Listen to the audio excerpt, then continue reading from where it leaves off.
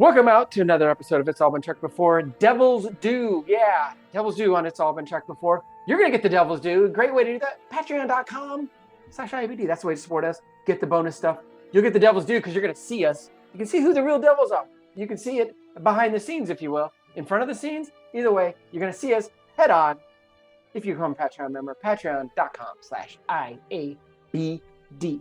And we're going to give you your due. It's Devil's Due, not the Devil's Due. Devil's Due. It's all been checked before. Welcome out to another episode of It's All Been Shreked Before. Your regular hosts are here. This is Steven. And the godlike Keith. Jimmy-Jerome. We're here to talk about, in case you hadn't guessed, Devil's Due, which is a Next Generation episode, of course. A First Impressions. It wasn't what I thought it was going to be. Honestly, one of the first things that I noted was, maybe the science station genre will be a thing, sort of like a Commodore, for the trope to start things off like, oh God, here we go. There's gonna be a space station mystery. I ended up really appreciating what the mystery ended up being. And I thought it was a lot of fun. There are some things that I'm looking forward to hearing Steven's take on.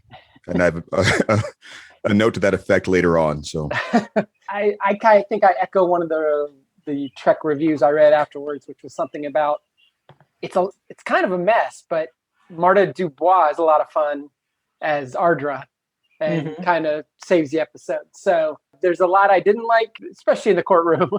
It's a little, I think I probably liked it a little better than Aggressively Okay. But I thought Ardra was the most fun about it. And that's kind of kept my interest for obvious reasons. Marta Dubois is very attractive. Because of the legal issues. And the legal issues, of course. Which is also how law school kept my attention. Yeah, I mean, when we read the description last week, I was not looking forward to it. It sounded like a bad original series episode, or a couple of different original series episodes. So my expectations were so low that I think I liked it because I was pleasantly surprised that it was decent.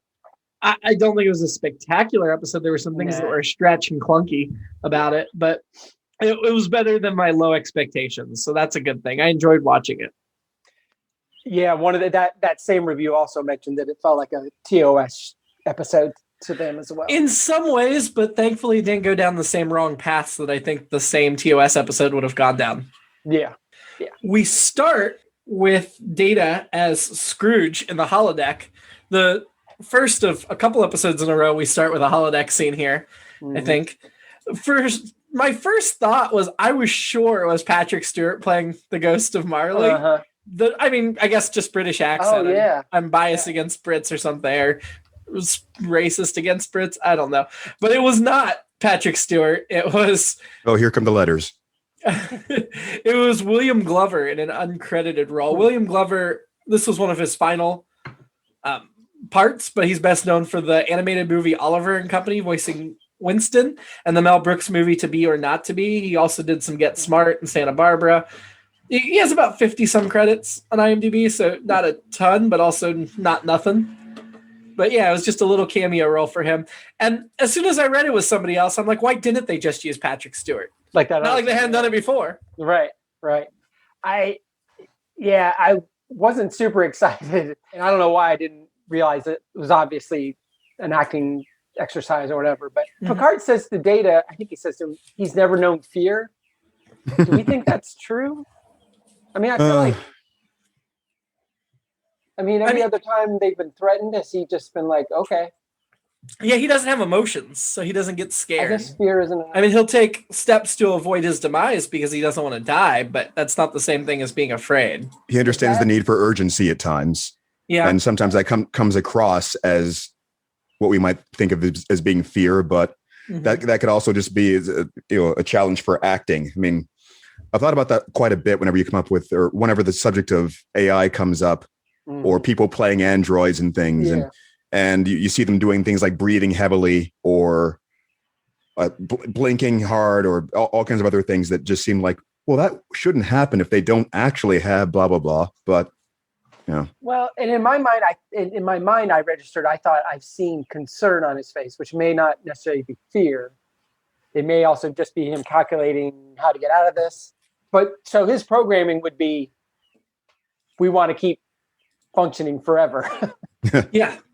Yeah. And he wants to protect the people that are more fragile than himself. Yeah. I guess a more improved toaster would want to toast forever. True. Yeah. I thought Picard was watching very creepily from the side. When it panned and we got him, I was like, whoa, okay. That's what directors always look like. You beat me to it, Keith. I was going to say, Jimmy, as an impresario, you know. Well, you don't know how you look because you're actually looking that way. Yeah, that is how we look, especially at audition. I was disappointed then when he started mentioning Stanislavski and Messner, and I can't think. I did not write down the other method, but the method acting or whatever. I was hoping he was going to mention the Woosley method, but so clearly. Okay. I didn't see where you were going with that. Much like the pilot in Tomorrow's Yesterday from TOS, I will make no significant contribution to the School of Acting. And lots of people right now would agree with that. But anyway. Well, but that brought us back to the same point we had with when Data was learning to paint or play an instrument, where Picard says, you've adapted the technique that makes you more human. The same way he's adapted other artistic techniques to his own way.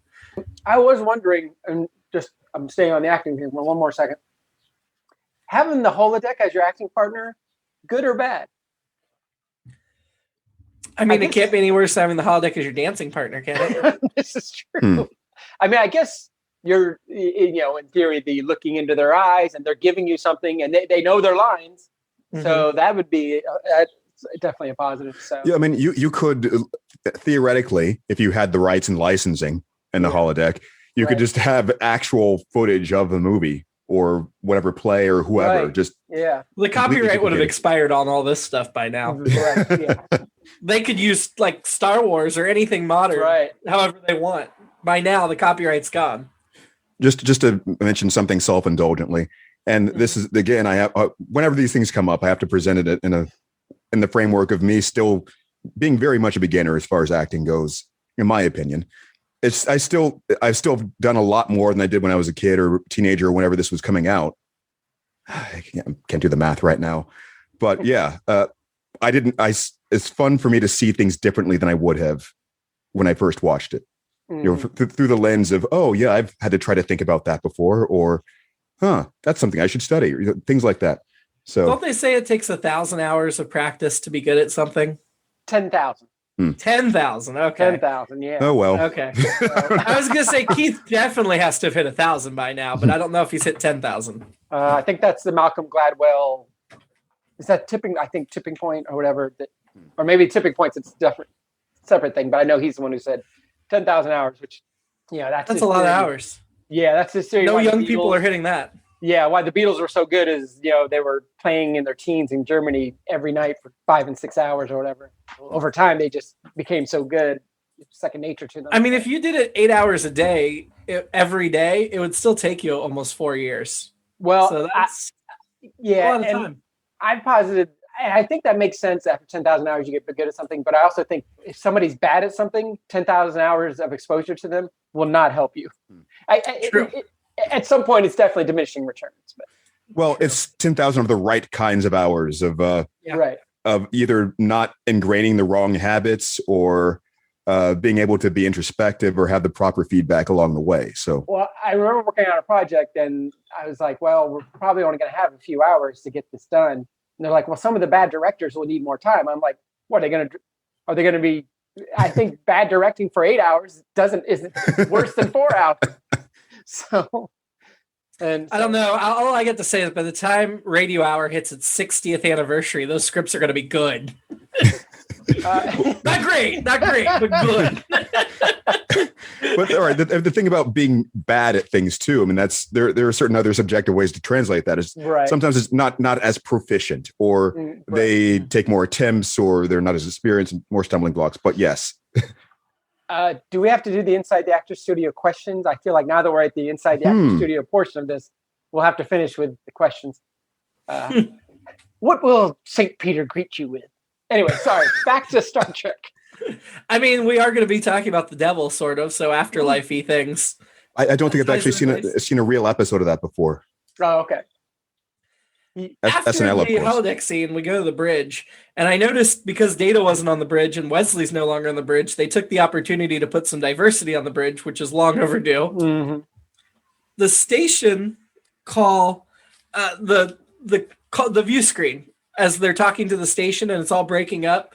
Yeah. It definitely looks like the exact same special effects they used in Wrath of Khan and Voyage Home. Oh yeah, yeah. Well, you did mention that so was that about this time when it was filming and they were using the teleporters and transporters? The Star Trek 6 was filming shortly before this season. So, but the movie budget would be higher than the TV budget. And it takes a few years for that to trickle down, but still it just felt like they went back to the same effects house and had them do the same effect on it. One of the early things I should mention, this is a really little one, but I noticed that one of the background actors when, Picard and Data were in the hallway actually reacted to Data's costume, which most of them didn't. They're going like, "Huh, that's kind of funny," and kept walking. That was nice. That's Scrooge. Yeah, I like that. So they're doing the transporter, and they can only get Dr. Howard Clark, played by Paul Lambert. He's best known for Planet of the Apes, Spartacus, All the President's Men, The Twilight Zone. He was in The Godfather. So many things. American Graffiti and Apocalypse Now. Yeah. He was actually in a season 1 episode of Next Gen playing a totally different character. When the Bell Breaks, the planet that cloaked itself. He was in that as well. Huh. Yeah, but so the transporter gets him and not everybody else. And I noticed immediately that the voice from the transporter was not O'Brien, and I couldn't help but think if it was O'Brien, they would have been able to beam up. Got him all. Well, you have to have other people work so you can have conflicts and plots and things like that. Otherwise, it would be too easy. Yeah, now that he's married, he takes time off. Although, if we want to go with the usual trope, it'd be, now that he's married, that's all he wants to do is work. He can't get away from her fast enough. God. I mean, if she's going to feed him seaweed for breakfast, I wouldn't blame him. I mean, take Keiko, please. We go to Picard's office, and we get a wonderful shot of Dr. Livingston, the fish. Is that the first time we've really got a shot of the fish in his office? Does it sing "Take Me to the River"? Is it one of those fish? No, it's a real fish in the tank behind him. Oh, and it's Livingston is the lion. It's a lionfish, and its name is Livingston, which I don't think we heard in here. But it's been there since the pilot of the series. We can presume that's his name anyway. Really focused on it. What? So we can presume that's his name anyway. Well, Memory Alpha says this, and I'm pretty sure they establish it later. That was a reference I was making that I don't even really understand the source of, by the way. But Livingston, anyway. Oh yeah. I gotcha. If you look at the Memory Alpha page for Livingston, he's mentioned. There's a mention from Encounter at Farpoint and Lonely Among Us, but this is only the third episode mentioned in Livingston's breakdown. So I think it's been kind of ignored, but there's a bunch more from the rest of the series. So I think it's just kind of been background, and then we got a foreground shot finally. I noticed it. Maybe I'm the only one that cares. Maybe it's because I listened to that West Wing Weekly podcast for so long, and they tracked CJ's goldfish in every episode. Well, I mean, I dare say that if being on a Star Trek podcast is not an appropriate time to bring up things like that, the minutia, then when is? So it's what we do. I mean, Star Trek fans aren't known for picking apart minutia, are they? In episode 752, no. Now I'm going to do a Saturday Night Live sketch. Get a life. Right. They mentioned that they had an idyllic society until the head of state got obsessed with the devil. Yeah. I mean, I would feel it was ridiculous until we had a head of state that got obsessed with ridiculous things recently.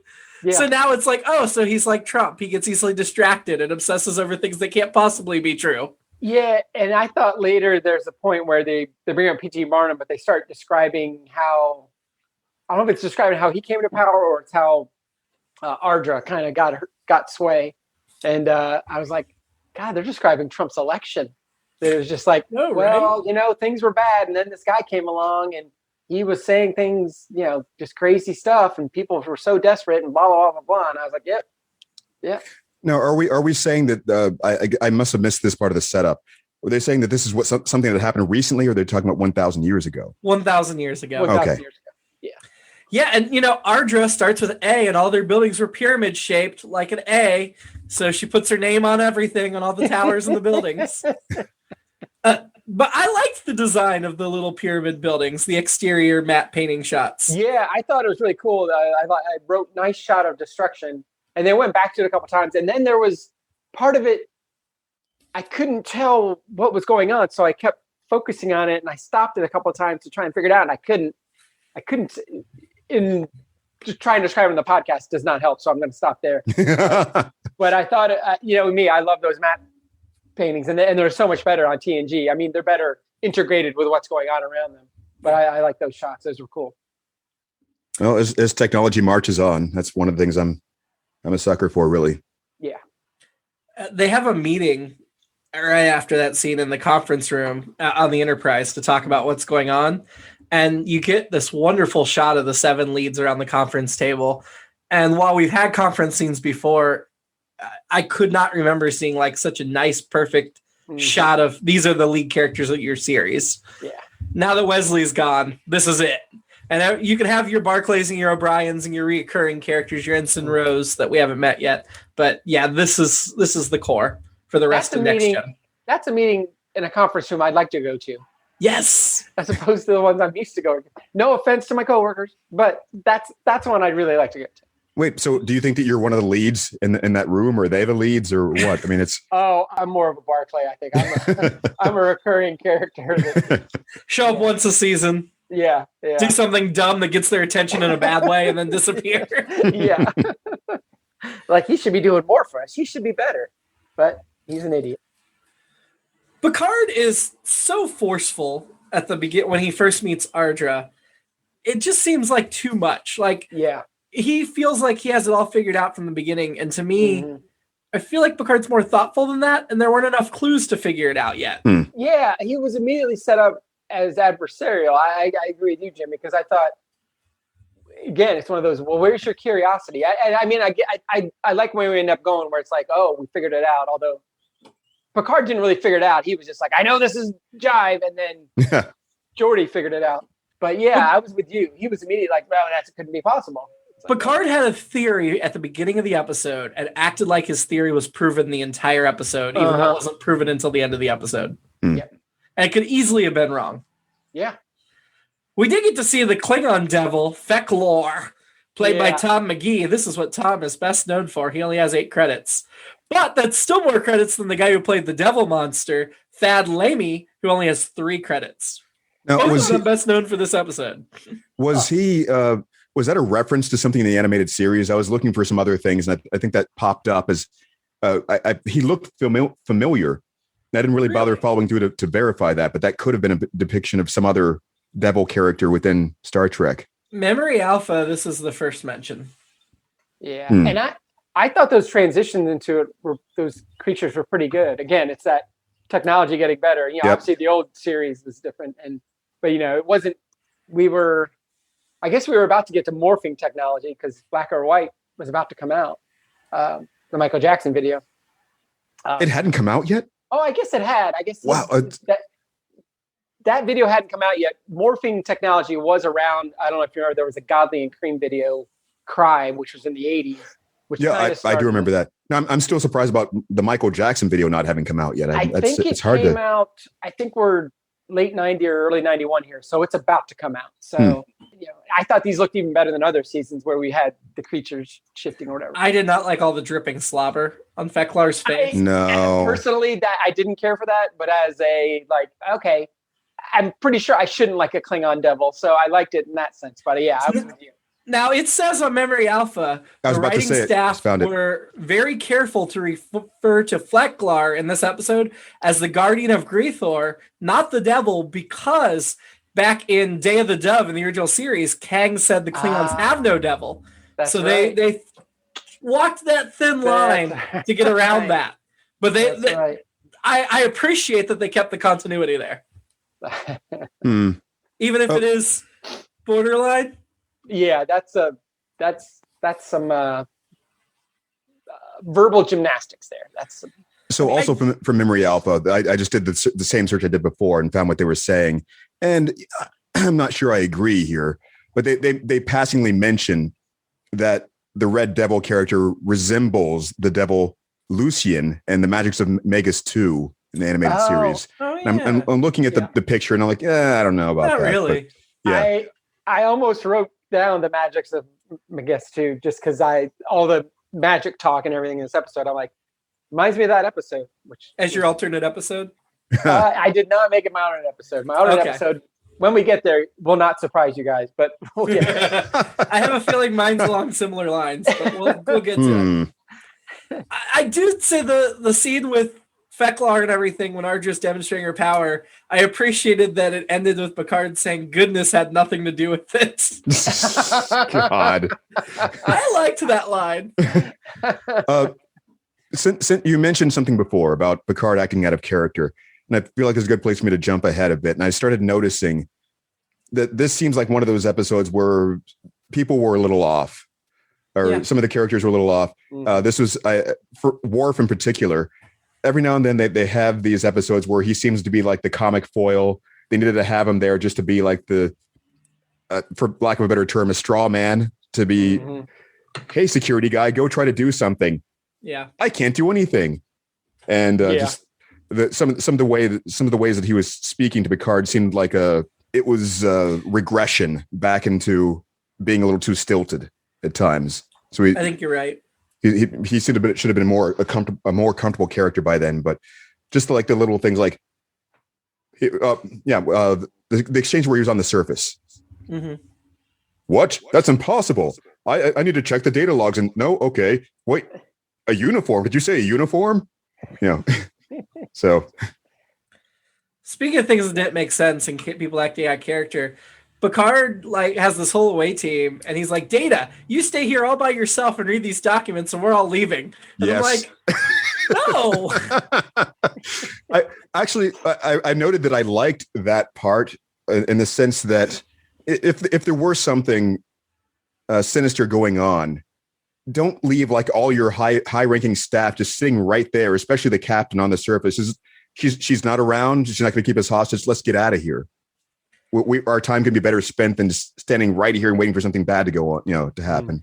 Yeah, but you don't leave a security guard or something. I mean, the way they left it was almost like they're just opening Data up to be attacked. Yeah, no, you're definitely right about that. But I like the idea of him not sticking around and waiting personally.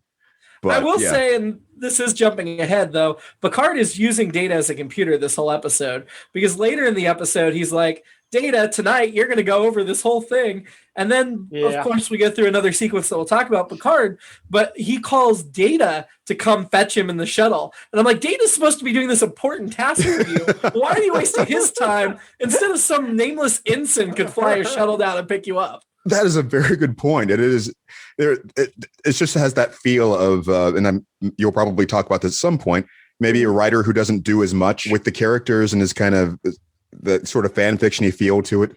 To me, it felt like they wanted to have a scene of Data and Picard in the shuttle because it's a cool set and it's different and interesting, and so they needed to have a scene. So the scene was the discussion about this. Well, how do we have this discussion about this? Let's throw this thing where Picard's put somewhere else so that we can get them artificially in the shuttle. It felt like they had the shuttle and they worked backwards from it in an inefficient way. Yep. And I know I talk about shuttles all the time. We talked about the sporty shuttle. This looked more like the smart car version of a shuttle. We've seen this one before too, but yes, I like the bigger ones better. I feel like it's getting smaller and smaller.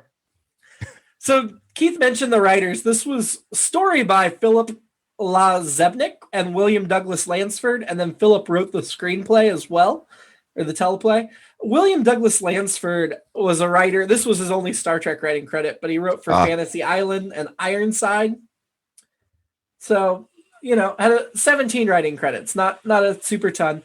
The actual guy that wrote the teleplay and helped the story, Philip Lazebnik, is best known for writing Mulan, The Prince of Egypt, Pocahontas, and The Road to El Dorado. So mostly animated stuff.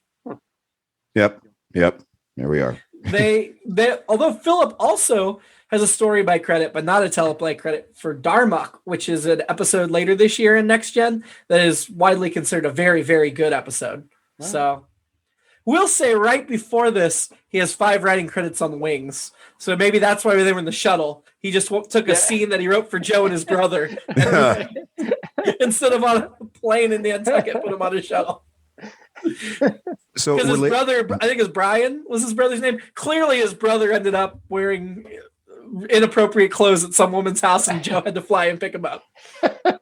That sounds right. I like Wings. I miss Wings. I haven't watched it in forever. I feel the same way. Well, I just want to relate it to the thing I was saying before. The thing I've written down was Picard wisely got the F off the planet at the earliest opportunity.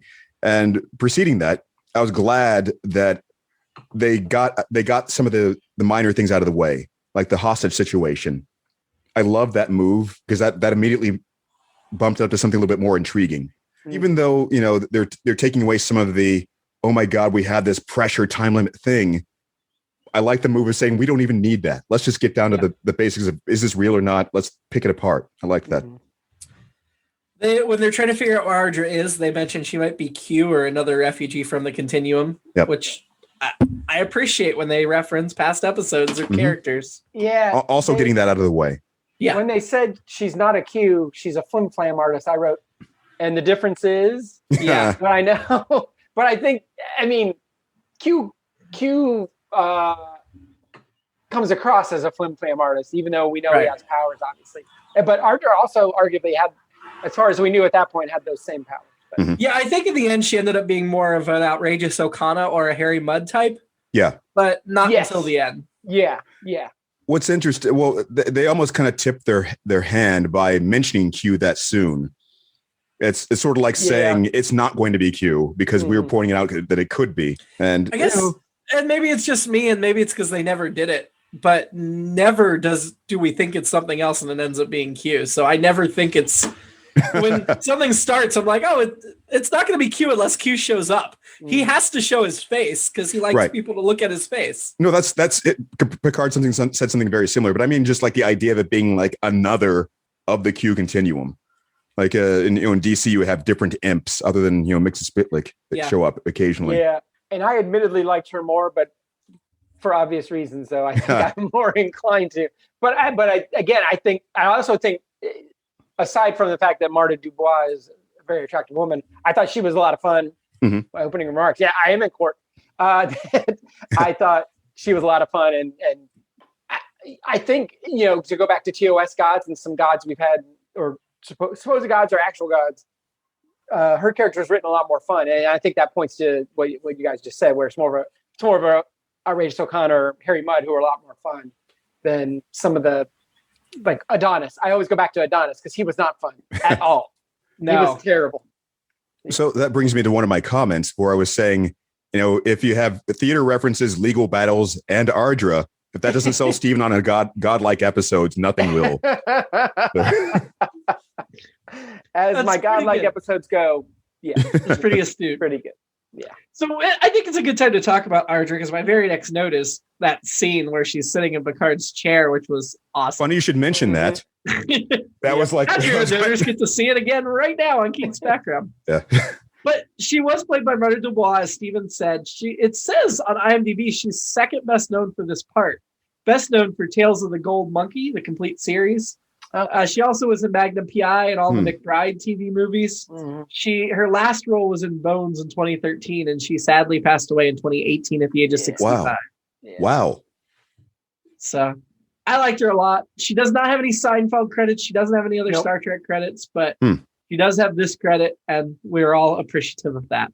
Yeah, like I said, I thought she was a lot of fun. And, some of that goes to the way she was written. We'll jump into it now. I have a lot of fashion notes. Fashion. I thought her outfits were functional and sexy. And then I wrote, just for emphasis, and sexy. Her hair volume, amazing in that scene where she shows up in Picard's in a very Deanna Troi way. Yeah, all that volume. The scene where she shows up in the bedroom with the hair, I did not like her hair in that scene. I liked it much better when it was tied up tighter.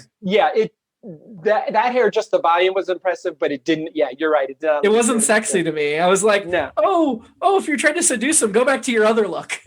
I wrote that it reminded me of Ghostbusters, and I think that's the kind of feel they were going for. Yeah, with the Zool hair and everything, just like the whole. That makes sense. Yeah. I did like the alien makeup they had with her. Obviously, they're not going to give her horns because that'd be ridiculous. Right. But the structures on her face looked like horns above her eyebrows. So I think that was our subtle, like, devilish piece to the facial look. Well, and the fact that I wouldn't even notice that, again, points to me being very Kirk, but also, again, Marta Dubois being a fun performer in this, and her character being fun. I also liked her, what I'll call her dustpan earrings she wore for court. They look like a dustpan. I thought those were really cool. Oh, like the pendulums, scythes? Yeah. Oh, yeah. I guess maybe that's what they were. They look like either a long dustpan to me or a weird orb. But yeah, a pendulum actually makes more sense. The scales of justice. Just to show that it wasn't just me that loved her outfits. This episode was nominated for her costume design. Wow. My last note was actually the costume budget for Ardra was worth every penny. Yeah. Every single one. It was remarkable, futuristic without being, over the top crazy and just kind of, I don't know. It's like the one in my background, the one that she was wearing when she first came in. Yeah. I liked everything about it. Well, and they weren't, and again, I'm all for showing off the décolletage, if you will, or whatever, being what Bill Teese did in the original series. Like, I'm going to show as much skin as I can without showing too much skin.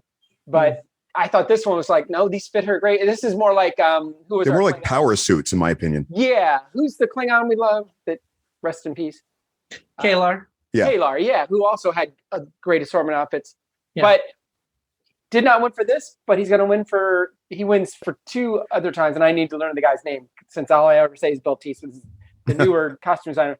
He loses, but he wins for two more TNG episodes in the future. So we'll Robert Blackman is who you want to talk about. Yes. Yeah. I was actually going to mention Kalar in particular as being someone she reminded me of. It's just the overall poise and command of the room. Something about she the way that reminded she was me a doing bit of Vash as well. Which is why I think I really didn't buy that Picard wasn't tempted by her. Yeah, like was she the Connors from the also planet? Picard is a living, breathing straight man, so it didn't make sense that he wouldn't be tempted. Are you talking about the woman from the resort planet? Yes, Captain's Holiday. Yeah. We'll see Vash again. Unfortunately, we won't see Ardra again. I feel like, and this is my alternate episode, I'd love if she was like a Vash or a Q that came back a few times and developed a relationship, or even like a Harry Mudd. I know he only did those 2 episodes, but I feel like there's plenty of opportunity to bring Ardra back, and sadly they did not. Maybe they will in Star Trek Picard or Star Trek Lower Decks, because we know they're bringing back the Okada for Lower Decks next season. Yeah. So, well, even if Picard wasn't into her, Riker would have to be into. I feel like would have to be into Ardra. That's why they kept him away. Definitely. Well, yeah, they that was another one of the characters that, like most of these secondary characters within. Well, even though they're within the prime cast and so forth, they were just sort of there to be backdrop or a few random lines here and there to shoot things around in the boardroom and then kind of move on. Yeah, you're right. My other alternate episode, though, is I show up to the planet in the away team, and Ardra tells me I have to stay and be her lover, and I say, okay, yeah, and then the episode's over. But as but go credits. Going back to my point about the writer and so on, this is part of the feel I was saying. This like they don't want to risk touching too much of the other characters and trying to advance long-term storylines. This is just like I'm going to stick to the best known characters and kind of drop them in this story and push it forward that way. Yeah, I have 2 more fashion notes real quick. One is I thought everybody else on the planet, their clothing was pedestrian and not interesting at all. It was very... Which you kind of want. They've had 1,000 years of peace. Yeah. They're not going to be that bold. Yeah. And then the other one is, once again, Picard's sleepwear looked very comfortable. And I love that that Jean-Luc Picard. I love that Patrick Picard definitely has a loungewear style. Yeah.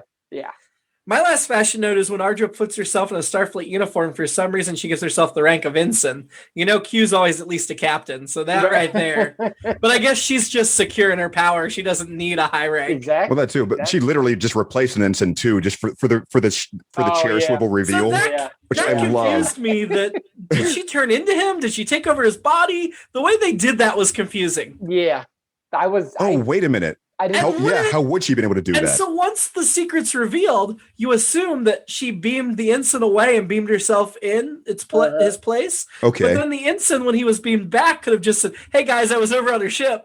Here, let me tell you what's going on." Well, Yeah. do we? All right. So I guess it depends on how much we know about how the technology works. Maybe he could have been beamed into like a pattern buffer of some sort, and just You can't hold people in a transporter pattern buffer. Or maybe she beamed him into a room closet that was completely dark. Could have been that too. I think that speaks to a lot of this episode, or things like that happen. That it's like, wait a minute, can you explain? Oh, we're moving on. We're on to the next thing. And I think that was a smart thing in the episode where they're like, we're just going to move on to something else so fast that you're not going to have time to. Because I when I watched that, I'm like, wait, what? Wait, I got to focus on this. Yeah. I never even caught that. That was a great catch, though. I just didn't think backward to the things where like, wait, how did she do X if this? And, Yeah, that's where this episode's a little flimsy. And I guess in it's theory, not as cohesive as other. In theory, that ensign could have been saying the whole time, why are you guys all looking at me? Why are you looking at me? What is the deal? And the whole time they're just hearing and seeing her face. But yeah. Except we know she didn't replace him that way. But yeah. Right. Yeah. But when she's sitting in Picard's chair, the music in that scene is just something. Yeah, it was extra. Yeah. Beverly sure looks happy when Picard beams Ardra away. I don't know if you look at her face. She seemed very pleased because she was just like flirting with Picard and trying to get with Picard, and Picard's like, beam her away, and Bev's like smiling. She's happy. Gates McFadden never wastes a moment on screen. Nope. That was, you made me remember something else too about the way that scene played out. Without like a lot of other lines going to the rest of the cast in the bridge, it seemed like they were freed up to do certain things they wouldn't normally expect to see them do. And one of them was after Worf bounced off the field, you had Beverly go over and start examining him as you would, like, okay, this makes sense. Something I wouldn't have even thought about there too. Like, is he okay? What happened? Yeah. That sort of. And something similar will happen next week with Picard or with Beverly and Worf. I feel like this week's and next week's have a lot of similarities, even though the stories are completely different. Yeah. With some of the minor things. So we find out midway through the episode, the contract gives her the rights to the Enterprise, which another flimsy part of the episode, because first of all, I would think she'd mention it early on because that's a big prize. But second of all, the planet has no claim over the Enterprise, so how could the contract give the claim over the Enterprise? Right. I thought from a legal standpoint and from an episode standpoint, I thought that was one of the flimsier things. And I think this is where I wrote this. She had a good case, then she got greedy. What does she need with what does a devil need with a starship? Yes. I mean, am I right? I saw it coming. The way I think of the legal contract is if you sold a house and said you own everything that's on the property when you take possession of the house. Right. And then the neighbor stops by and pulls their car into your driveway and you show up and take over the house and say, well, your car's mine now because you're here and you're on the property. That would not hold up in court. Right. Yeah. Well, not Earth Court. Right. Well, we can get into how the Van Texa court, which is, I'm not crazy about their system either, but she, and I know this is a whole the Devil and Daniel Webster type of thing. And you know what? I realized I don't think I've ever liked any of those. I've read the Devil and Daniel Webster. I didn't care for it. I don't like any of those double contract things. What I did like about this though is at first I thought they were using contract in a handshake kind of thing. Yeah, or a kind of a metaphoric kind of way. But then I realized it wasn't. I liked it when Picard was like, I'd like to see that contract. I was like, that is my legal partner. That is my law partner. Jean-Luc Picard. I loved it. He's like, how about we take a look at that? And I was like, yeah, because that's what I tell anyone. I was like, hey, I got a problem with my lease or whatever. I'm like, well, can you give me a copy? Because until I see that, I can't really help you. Unless you have it memorized and can tell me that verbatim. And Data would be able to do that. Yeah, exactly. So the title of this episode is really on the nose. The devil's due. The contract's due for the devil. I like things like that, though. When it actually works out. Besides the hair being ridiculous, she turns into Troy. And I was like, oh, you missed the mark there. Because maybe if Picard was tempted and then you turned into Troy, he's like, oh, never mind. If you turned into Beverly, different story. I thought the same thing. I was like, this is what she perceives as this would be the girl that that she looks closest to, but I guess that proves right away she's not reading his mind or anything. Yeah, He has right. faults and weaknesses. That's another good point. It's one of those things where it's like, I've had people be like, I'm surprised you're dating this girl. And I'm like, well, I guess you clearly don't know me, because that is the kind of, yeah. So, but I thought you'd go for this. Yeah. I thought you were married. Joke's on them. Like I go for, to quote Owen Wilson as Hutch in Starsky and Hutch, great, because I'll take anything. So that's, I'm not that picky. Anyway. At one point, Picard tries to tempt Ardra with a lost emerald that apparently only he knows where it is. And she is tempted, which kind of gives her away as the calm woman that knows things. But at the same time, it's like, why does Picard know where this lost jewel is when nobody else does? That doesn't make any sense. And he just left it there? I almost thought it was a reference back again to that the resort planet. I thought maybe it was some sort of continuity thing. No, because he was talking about an emerald, and it was not an emerald in the resort planet. I liked Data as Ardra's representative. Well, I thought he was going to be Ardra's representative. He was the judge, but I liked him as the judge, and it did make sense that he would have been the only one that was truly impartial in this situation. Yeah, I think that totally makes sense, and I like that. I like that aspect because it makes total sense. Some of his decisions don't, but I thought him being the guy is like, this makes total sense. And I think, I guess if you're Picard, you're like, okay, yeah, that does make sense. He's going to make the right. But Picard sure is confident in Data being the judge. Like, not for a minute does he doubt his case, which, again, at this point, he doesn't have the evidence to back it up. He's just spouting things, which we see almost as soon as the deliberations start. Right. And there's only a single witness. Accost Jarrett is the actor. We haven't talked about, or is the character. We haven't talked about him yet, but he's in throughout the episode. He's the minister. He's played by Marcelo Tubert, who's best known for Jane the Virgin and the film G.I. Joe Retaliation. This is what he's fourth best known for, apparently. So this is his only Trek credit. He does have a Seinfeld credit. He's in The Puerto Rican Day. He plays father. Oh, wow. Which he's not Puerto Rican. He was born in Argentina, but, Seinfeld, any Latin American country you'll do. It keeps with the racism of that particular Puerto Rican's not a Latin American country. Yeah, I thought he did fine, but he was kind of a forgettable character that seems similar to many other forgettable characters in other episodes. Yeah, he's my most annoying because I wrote, without having his name, the Van Taxen Worm, because I just thought he was so like, well, we got to do this. And it's like, oh, I wish I'd known this earlier. I wouldn't have done what I did. It's like, oh, you're the worst.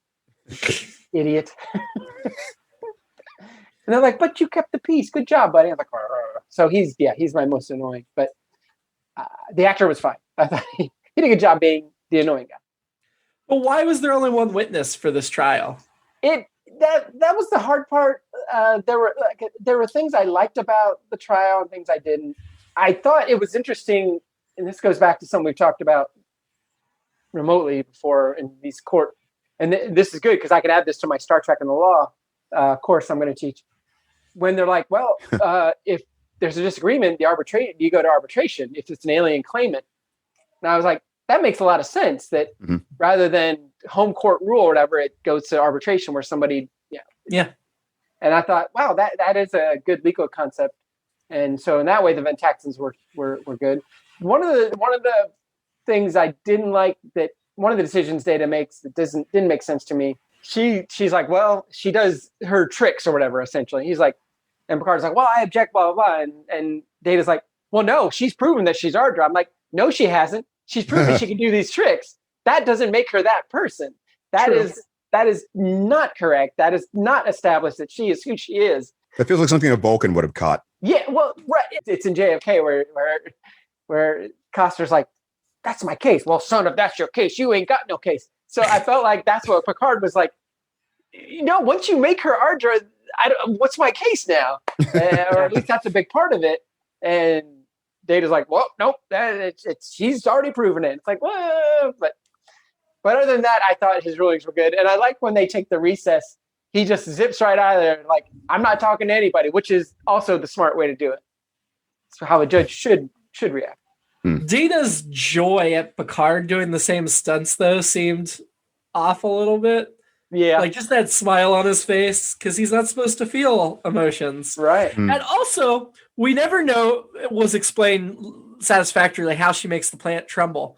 But when Picard's proving that he can do the same things, he makes the planet tremble and tremble for a long, sustained, violent time.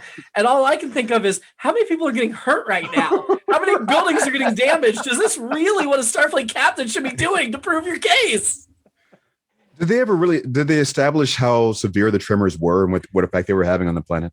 Not really, because they had said that they seemed like they were minor tremors, but they also said they were totally in line with the planet's geology, which doesn't explain how she had anything to do with it or could do it on time. Mm. To go back to my previous point, then Data should have been, well, clearly he is also Ardra. So the question is, which of you is Ardra? Not who Which of you is the real here. Ardra? Yeah. You both own the planet. Split it Then he would have to, 50-50. Then he would have to shoot the wrong one. Yeah, or they draw a line down the middle of the planet all the way around. We're gonna cut this planet in half, and whichever one of you is willing to let the planet live, rather than have it cut in half and fall away into space and die, actually is the real Ardra. She's arrested at the end by the authorities there. Do they? Yeah. For what exactly? For fraud. I mean, she came in there and tried to like take them over. I think that would be like, we probably can't just let you walk away from that. Even though I love the way she tried to do that. She just tried to like, well, sorry, I guess, sorry about that. So I don't think she should be allowed to walk away. And yet in that moment, do they really have the authority and the actual charges to bring against her to make the arrest? Again, if I was her defense attorney, I would go to the ruling that Data made and be like, it was proven in court that she is in fact Ardra. It was never disproved that she was Ardra. I think they did by the end. I think she as much as confessed by the time they were finished. It was the idea that, well, first of all, Keith, her lawyer was not present when she made that confession. So I immediately would have that stricken. She was her own lawyer. Yeah. She was representing herself. No, right, but I just remember another point we kind of glossed over, which I really appreciated that Picard was making this argument, which was what exactly did she even do? What exactly did Ardra even do? Mm-hmm. Even whether it was her or not, they just essentially did it all themselves anyway. What claim does she have of having affected it? But they did it when they talked about the contract. She said they'd have 1,000 years of peace, but I never once heard them say she will make your planet peaceful for 1,000 years. So the contract just says you'll have 1,000 years of peace. What's the point of proving that she did it? If the contract doesn't say she's going to do it, it just says you're going to have peace. Yeah. I don't know. Her last line, like the insurance argument. Her last line as they cut her off is she tells Picard that he would have had more fun if he lost. And I wrote yes in all capital letters. Definitely. I like that once again, Geordi is like and I should have looked this up. I mentioned this in one of the A Matter of Perspective episode. He does the science, he and Wesley. And here again, he saves the day by doing the work, the legwork and the diligence. So he's like the guy on Perry Mason. The other thing I liked, to get back to Picard, one of the things he did mention early on was there's got to be some power source that she's using to do this. And that gets back to the Q thing, because that's a Squire of Gothos reference. Because you guys remember that immediately the Kirk and Spock are like, well, what's the power source? And they do locate it and destroy it, but it turns out he's got other powers on top of that. But I thought that was interesting. But apparently Ardra did not have, or whoever this Ardra person who claimed they were Ardra. And now I'm going against Data's ruling. But do we ever learn her? We never learned her real name, right? She never. I don't believe so. Just a lot of aliases they mentioned. But I remember the other point I was going to make about establishing her identity. Data kind of blew past this one concept, and I think you guys were touching on it. But the idea was the proof laid out was all circumstantial. You're going to have earthquakes. It's going to be on this date. That was pretty much it. Not what are you going to look like. Not here's like a medallion or something. Nothing. Right. It was just so. Once they took away once they took away her ability to actually perform the miracles on command, that established that she was not actually powerful enough to be Ardra. Did they not have photo ID 1,000 years ago? Well, wait a minute. I Googled Ardra Maybe to find out if they said her name. And the first thing that comes up is the Wikipedia page for Ardra. And Ardra means the moist one, or moist or wet. Wow. Oh my. Well, in Sanskrit. I take my hat off to the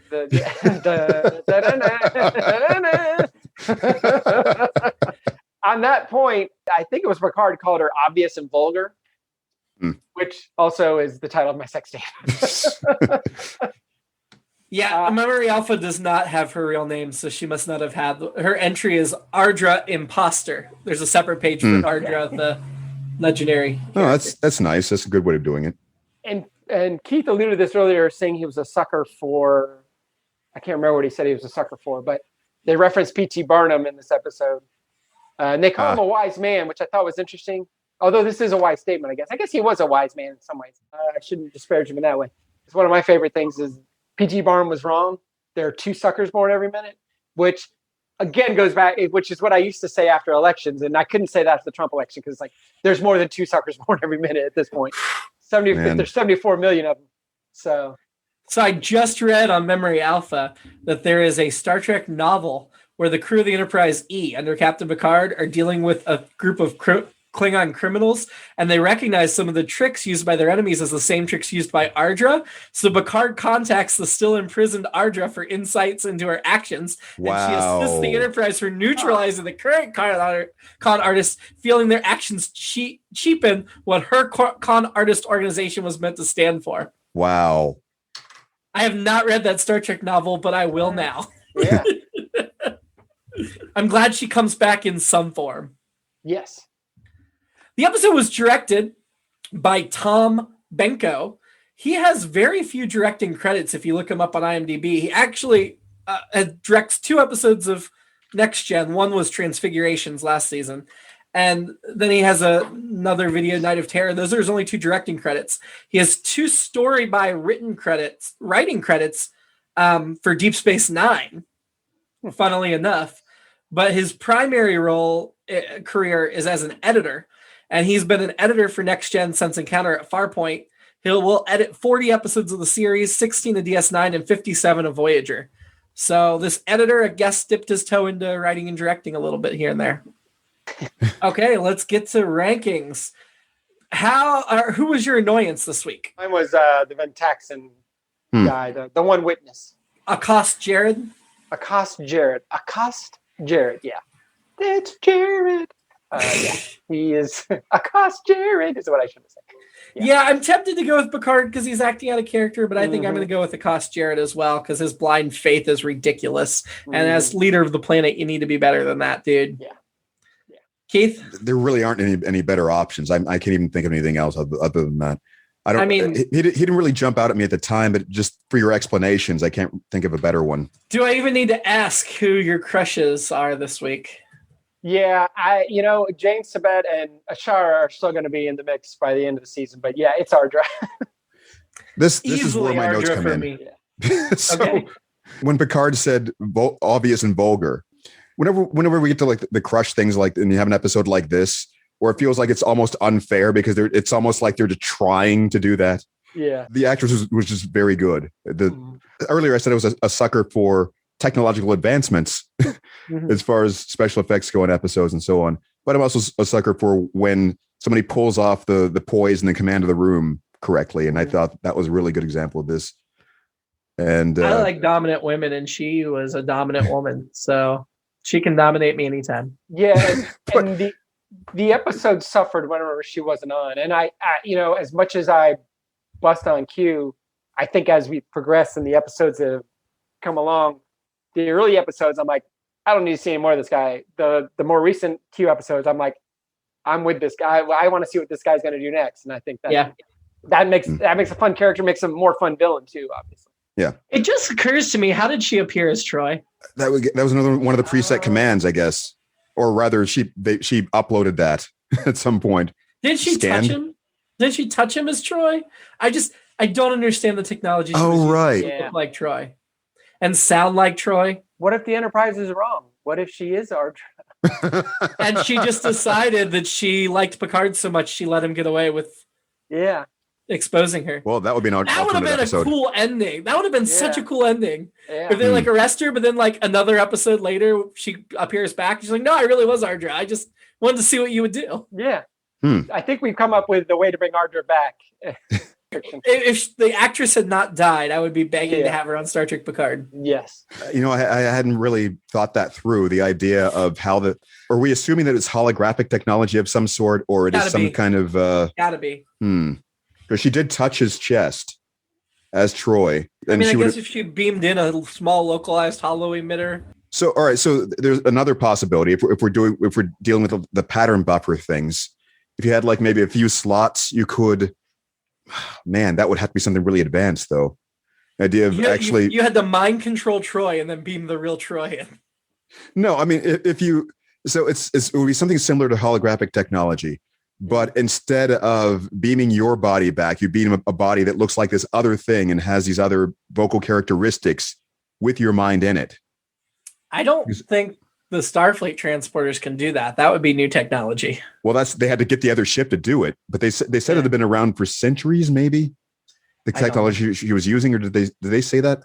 I don't recall that, but it's pretty certain she didn't invent the technology on her ship herself. So, well, no, I think they implied that she stole it from something or somewhere. But she had to have stolen it, and they had cloaking technology, so it didn't come from the Federation, right? Keith, when you said so holographic, it made me think of So Hologrammic from the David Bowie song TVC-15. Huh. Let's rank the episode. Yeah. Moving on. 3, 2, 1. Ranking. Let's start with the other con episode this season, Future Imperfect, where they tricked Riker into believing he had woke up after 15 years or whatever. This gets into one of those rewatchable conversations, because I think I would want to rewatch this. I don't know if I can say this episode's better, but I would definitely want to watch it more. I mean, I think on the strength of Ardra alone, it's better than that, but the episode has a lot of weak spots. So I don't remember Future Imperfect being perfect either, though. I think it was imperfect. Well, yeah, that's hence the title. They would have called it something else otherwise. I didn't mention my alternate episode, but I probably didn't need to. It's just more time with Ardra. So that was that's all I had. I didn't have any. Sure. Yeah. So, which I think we solved with our idea of that. Yeah, she was just doing it for a goof. Yeah. Yeah. So did we land on it? We like this better than worse? Future. I'm going to go above Future Imperfect. Yeah, I think so too. That's about the middle point of the season right now. Above Future Imperfect is Brothers. Yeah, I don't think this is going to top that. Yeah, I know I didn't love that episode either, but I didn't really love this episode, but I just loved Ardra, so that's not fair. So I'll admit Ardra's hotter than Dr. Soong. Yeah. But yeah, I don't think this passes up Brothers. Nah. Honestly, this would rank it number 7 of 13, which the exact middle of the season. Yeah. And going into this episode, I did not think this would be that high. Yeah. I know one of the things I read had it as one of the worst episodes. I'm like, no. Really? Nah. Huh. Yeah. It's not even the worst episode this season. No. Clearly. Next week, clues. Effects of passing through a wormhole give the Enterprise crew a sense they were unconscious for more than 30 seconds. They've been led to believe. Another con. So until then, live long. And you can live long and be bored, because Ardra isn't going to be in your life. And prosper. Makes me so sad.